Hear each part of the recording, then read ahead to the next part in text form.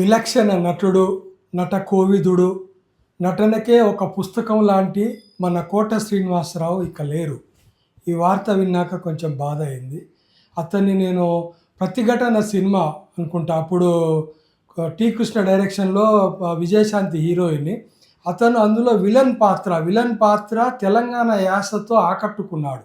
ఎలక్షన్లో మన యువజన నాయకుడు, మన యువకుడు అయిన కాళీ గారిని మస్తు ఓట్లేసి గెలిపించిన ఓటర్లందరికీ దండం చెప్తాండా.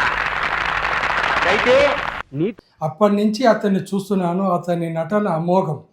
దాని తర్వాత వచ్చిన ఆహనా పెళ్ళంట, గణేష్, ఒక్కొక్కటి మనీ చాలా విలక్షణ నటుడు. హాస్యంలో కూడా విలనిజాన్ని పండించినటువంటి ఏకైక నటుడు కోట శ్రీనివాసరావు అనడంలో ఎలాంటి సందేహం అవసరం లేదు. నీతో ముఖ్యమైన విషయం చెబుదామని వచ్చాను బావా. చెబుతావు సరే, నాకేంటి నాకేంటని పళ్ళని లాక్కున్నావుగా, అన్న నాకేంటని. అబ్బబ్బబ్బబ్బ, నీ పాడలో ఒకటి మానవు కదా. ఇదిగో ఇంకా కేల్కతం దుకాణం బంద్. సపోర్ట్ చేయకు, నాది ఒరిజినల్ జుట్టు కాదు, ఎంట్రికెళ్ళేసి హెడ్ అని ఇవాళ నీ పెండ్లంకు తెలిసింది, రేపు పక్కింటోడి పెండ్లంకు తెలుస్తుంది, ఎల్లుండి మీ గల్లీ మొత్తం తెలుసు. గంత బిజీవుడు మనకెందుకు కానీ ఈడేవాడ్రా సార్? జబర్దస్త్ ఫైటింగ్ చేస్తారు సార్. ఇమీడియట్ గా పైసలు లేకపోతే మన బొక్కలు ఎరగొడతారు. కారు ఇసుకోమని కొద్దురు, అసలే లాస్లో ఉన్నాం. అతని గురించి ఈరోజు ఒక చిన్న క్లిప్పింగ్స్ పెడుతున్నాను మీకోసం, చూడండి. అతని నటనకు ఇవన్నీ కూడా ఒక పుస్తకం లాంటివి. నీ మనవరాలు నా ఇంటి కోడలు కావాలి. ఎస్, మల్లీశ్వరుని నా కొడుకిచ్చి పెళ్లి చెయ్యి. కోసం నువ్వు నా కాలరు పట్టుకున్నావు, వాళ్ళు నా కాళ్ళు పట్టుకున్నారు. కాళ్ళు పట్టుకున్నారు కదా అని కోట్లాస్ని వదిలేస్తానేంటి? అదంతా అబద్ధం. నిజమేంటో తెలుసా?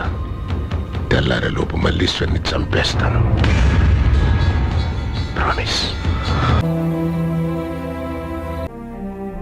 నా మనవరాల జీవితం ఏమైపోయి ఉండేదా అని తలుచుకున్నా. తల్లి లేని పిల్లని. అతన్ని చూసి ఎంతో యువ నటులు ఎంతో ప్రేరణ పొంది అతని నుంచి ఎంతో నటన నేర్చుకున్నటువంటి నటులు ఎంతోమంది ఈరోజు మన సినీ జీవితంలో ఉన్నారు. ఇది అతని కృషి. నిజంగా చెప్పాలంటే కోట శ్రీనివాసరావు నటనకే ఒక విశ్వరూపం లాంటి వాడనడంలో ఎలాంటి సందేహం అవసరం లేదు. చూడండి మీరే అతని క్లిప్పింగు.